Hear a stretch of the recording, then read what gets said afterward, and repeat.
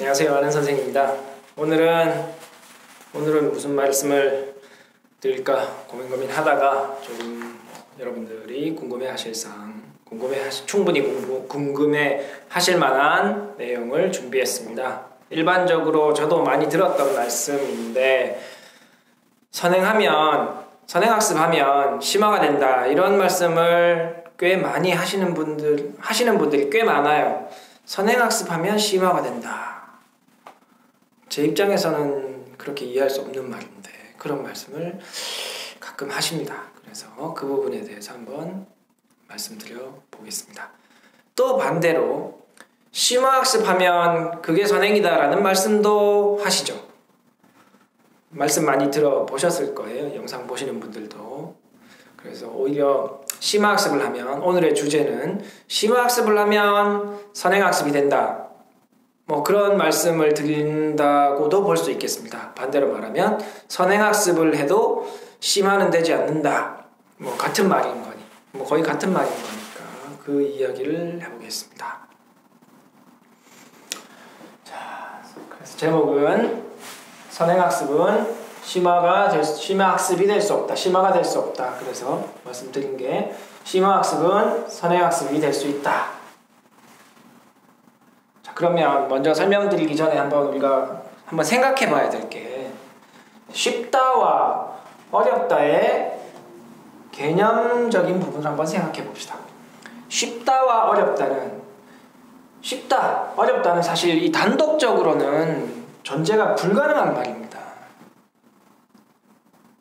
절대적으로 어렵다 이런 거는 없는 거죠. 예를 들면은 밤이라는 개념이 있으려면, 그죠? 낮이라는 개념이 있어야 되는 거 아니에요. 낮이라는 개념이, 이 낮과 밤이라는 개념 두 개가 공존하기 때문에 하나가 낮이 되고 하나가 밤이 되는 거죠. 똑같이 어둡다라는 말은 밝다라는 말이 있어야 존재할 수 있는 거잖아요. 밝다 혼자서 이게 밝은 건지 안 밝은 건지 불가능하잖아요. 존재할 수 없는 거죠, 개념이. 마찬가지로 쉽다 어렵다도 그런 겁니다. 어떤 상대적 개념이라는 거죠. 절대적 개념이 아니라. 그래서 제가 A라는 학생과 이쪽 세로축은, 그죠? 난이도가 높은 것, 실력이 좋은 것. 그래서 A라는 학생과 B라는 학생을 한번 비교해 보죠. A라는 학생은 실력이 좋고 난이도가 높은 문제를 풀어낼 수 있는 학생이고, B라는 학생은 A라는 학생과 비교해서 실력이 좀 부족하고 난이도가 좀 낮은 걸 풀어야 하는 학생, 혹은 난이도가 낮은 문제라고 보면, 그럼 A라는 학생이 B라는 학생이 풀고 있는 B라는 학생이 풀고 있는 이 난이도의 문제를 쳐다보고 있으면 이 친구는, A라는 학생은 이런 느낌을 갖게 되죠. 쉽다. 그러면 A라는 학생이 보는 이 차이는 결국 쉽다의 크기입니다. 쉬움의 크기죠. 반대로 B라는 학생이 A 학생이 풀 수 있는 문제를 풀려고 한다면, 그렇죠? 이렇게 봐야 되죠. 이 크기는 어렵다죠. 어려움의 크기라는 겁니다.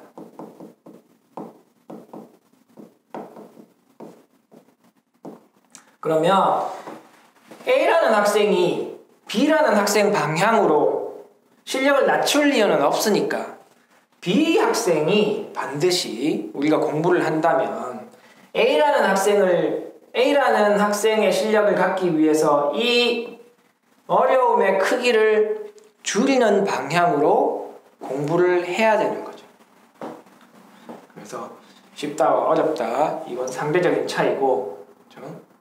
이 쉽다의 크기를 A 학생이 공부를 열심히 한다면 어떤 다른 친구와 비교했을 때 이 쉽다의 크기를 높이는 작업이 될 것이고, 반대로 B라는 학생은 이 어렵다라는 어려움의 크기를 줄이는 방향으로 학습하게 된다는 거죠. 자, 그렇게 해서 이제 다시 돌아가면 선행과 심화에 대해서 한번 돌아가 보도록 하겠습니다. 선행으로 돌아가 보도록 하겠습니다. 자, 그럼 다시 A, B 학생과 C 학생을 제가 등장시켜 봤어요. A 학생은 일반적으로 제가 계속 말씀드리고 있는 선행학습을 하더라도 아무 문제가 발생하지 않는 수준, 뭐 적어도 고등학교에 갔을 때 모의고사 1등급 정도가 나올 수 있는 수준이라고 제가 설정을 했고, B 학생은 1등급은 아닌데 못하는 건 아니다. 그래서 한 2등급 수준, 열심히 하는 3등급 앞에 있는 학생 수준을 뭐 이 정도로 잡아봤어요. 사실 3등급을 제가 여기에만 쓰고 싶었는데 또 반대하시는 분들이 계실까봐, 우리 애가 3등급, 모의고사 3등급인데 수학 잘해요 이렇게 생각하시는 분들도 있을 수 있어서 일단 여기도 넣어봤고, 하지만 3등급의 폭이 전체적으로 10% 이상 되기 때문에 11%좀 되기 때문에 그 폭이 너무 넓잖아요. 이 학생들까지가 11%인데 3등급 한 등급이 또 11%고 4등급 20% 넘습니다. 그래서 3등급, 4등급, 5등급 뭐 이하 학생들을 이렇게 ABC군으로 나눠봤습니다. 자, 이렇게 나눈 이유는 우리가 여러분들이 알고 계신 선행학습이라는 것과 한번 비교해 보려고요.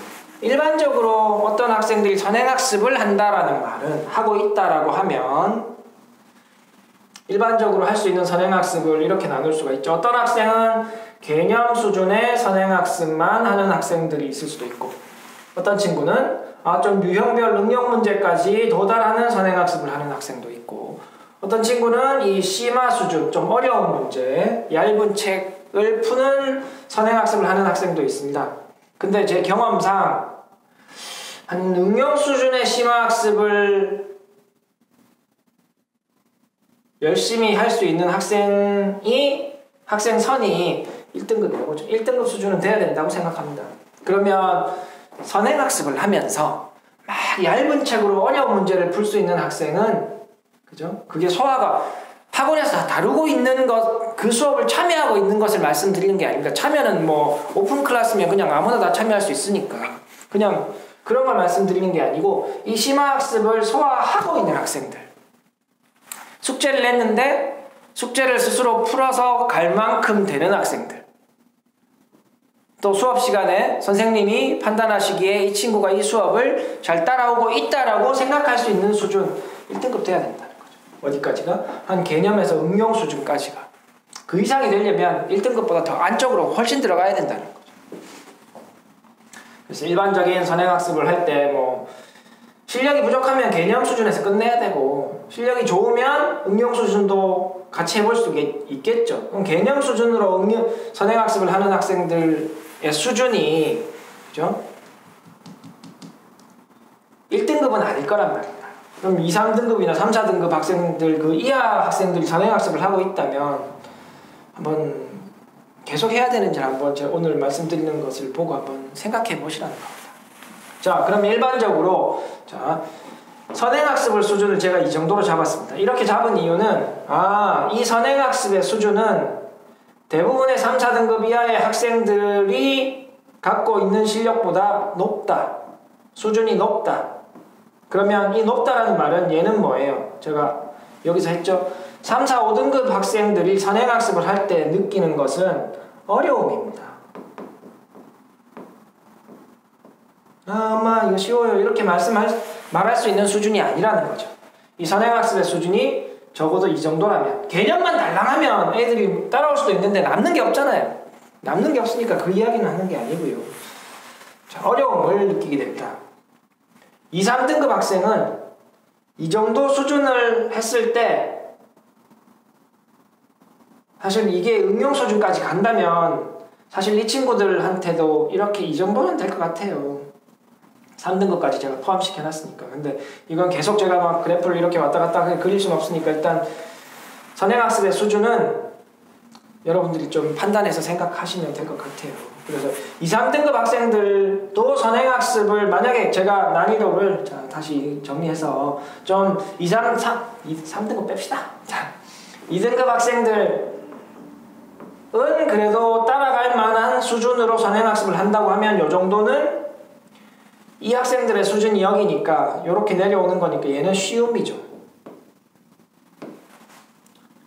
1등급 학생은 쉬움의 크기가 더 커진 거죠. 그죠? 쉬움의 크기가 이 친구들보다 큰 겁니다. 자, 그러면 여기서 봅시다. 자, 이 2등급을 받는 학생이 1등급 학생이 되기 위해서 해야 되는 수업이, 공부가 이 부분이죠. 이 부분.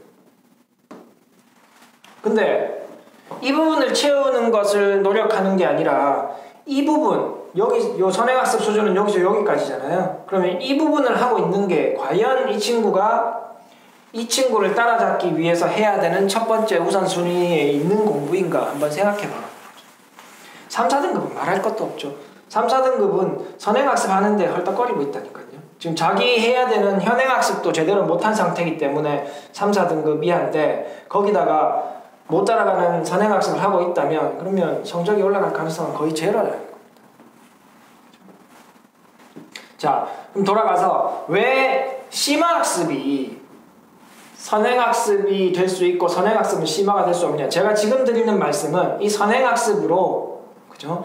이건 2등급 학생은 이 심화를 해야 되는데 선행학습을 하고 있으니까 심화가 될 수 없는 거죠. 이 친구들은 현행학습 공부도 아직 많이 부족한데 선행학습 따라가느라 힘들어지니까 심화가 될 수 없는 거죠. 그러면 심화가 선행이 될 수 있다, 선행학습이 될 수 있다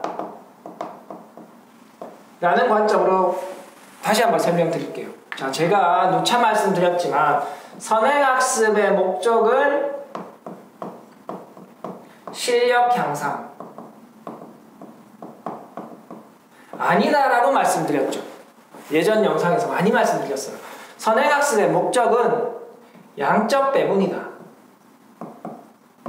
누구를 위해서? 자연계 학생들을 위해서.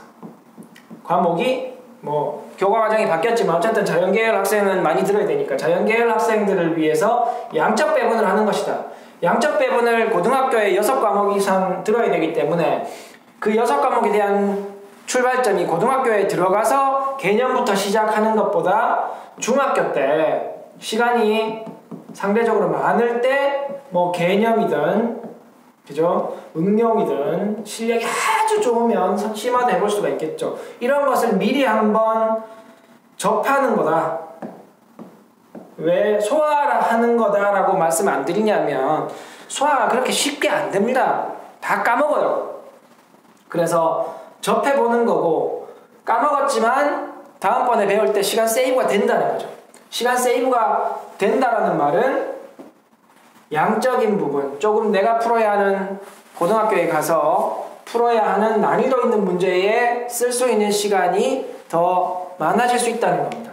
그래서 선행학습의 의미는 저는 실력 향상이 아니고 어떤 양적 배분, 이거를 다른 말로 하면 시간 세이브 이렇게 말씀드릴 수가 있죠. 자, 그러면 심화학습을 잘하면 왜 시간 세이브가 되냐면, 자, 이 학생과 이 학생과 이 학생의 이 블럭의 크기는 다르게 이야기하면 이 실력이라는 것은 여기 실력 난이도로 되어 있지만 이 이해도입니다. 이해도 한마디로. 이해도. 같은 결 설명해줘도 빨리 알아듣는다는 거예요. 빨리 알아듣는다. 시간을 적게 쓴다는 말이죠. 그래서 시간을 적게 쓰기 때문에 같은 걸 배워도 빨리 이해한다. 그 말은 짧은 시간에 많은 걸 공부할 수 있다는 말이죠. 그럼 결국 이 시간과 연관되는 겁니다, 이게. 그래서 심화학습의 크기를 높이는 것, 이게 항상 제일 중요한 이유는 이렇게 실력을 높이면 학교 성적이 잘 나오고, 학교 성적이 잘 나오면 아이가 기분이 좋아서 자신감이 커집니다. 자신감이 커지면 아이는 수학을 좋아하게 되고 혹은 적어도 그 성적을 유지하기 위해서 아이가 스스로 움직이게 되는 거죠. 그리고 이해도가 높기 때문에 다른 아이들보다 같은 것을 배워도 시간 세이브가 되고, 시간 세이브가 되면 고등학교에 갔을 때 더 난이도 있는 문제, 자기의 약점 문제에 더 집중할 시간이 늘어나죠. 이런 선순환이 일어나는 겁니다. 그래서 제가 항상 초등학교 때도 그렇고 항상 실력을 올리기 위해서 심화를 먼저 해라. 심화 위주로 해라. 틀린 문제 위주로 공부해라. 이렇게 말씀을 드렸던 겁니다. 그래서 제가 오늘 말씀드리려고 하는 게 그걸 다 말씀드린 것 같은데 마지막으로 정리를 하면 이 심화 처음에 말씀드리려고 했던 게 그거였잖아요. 선행학습이 심화가 될 수 없다. 그죠? 예전에 수년 전에 선행학습 금지법이 생기기 전에 있었던 게 우리 학교 문제는 선행한 학생들만 풀 수 있어요. 선행한 학생들이 그런 걸 풀었어요. 라고 그렇게 말씀하시는 분들이 많았는데 사실 잘못된 거죠. 그게 아니라 정말 그 문제를 풀어낸 학생은 현행학습 심화의 깊이가 깊기 때문에 그 문제를 풀어낼 수 있었던 것이고 선행학습을 그 실력이 좋은 상태에서 선행학습을 했기 때문에 선행학습에서 배운 부분을 조금 당겨와서 사용할 수 있는 상황이었던 거죠. 실제로 실력이 부족한데 선행학습했다고 해서 그 다음 학기에 있는 내용을 땡겨와서 시험 치는 그 45분 안에 풀어낼 수 있는 학생은 거의 없습니다. 그래서 그런 일이 자주 발생하지도 않고요. 그러니까 선행학습을 통해서 시험을 잘 쳤다 이런 거는 생각조차 안 하는 게 좋다는 거죠. 더군다나 지금처럼 선행학습 금지법이 있어서 학교 시험지가 교육청에서 다 감사당하고 있는 상황에서는 불가능한 이야기입니다. 그럴 이유도 없는 거죠. 그래서 항상 실력 향상을 위해서는 지금 현행학습, 지금 하고 있는 심화학습에 틀렸던 문제, 내가 잘 안 되는 문제를 스스로 풀어내기 위해서 노력하는 것, 그것이 실력 향상에 도움이 될 수 있다는 것이고, 그 심화학습을 정말 똑바로 해서 틀린 문제를 공부하고 하는 것으로 인해서 수학이 좀 부족한 학생도 점점점 실력이 향상되게 돼서 아까 말씀드렸던 5개의 선순환 시험을 잘 치고 자신감을 얻고 수학을 하게 되고 고등학교에 가서 난이도 있는 거에 집중하게 되고 이런 말씀 드렸죠. 그래서 그렇게 될 수 있으니까 지금 혹시 선행학습을 안 해서 우리 아이가 실력이 부족한 것 같다. 나중을 위해서 지금 선행학습을 시작해야겠다. 이렇게 생각하시는 분들이 있다면 다시 한번 제가 드렸던 말씀을 한번 잘 보시고 한번 생각해 보시는 계기가 됐으면 좋겠습니다. 감사합니다. 수학 화이팅!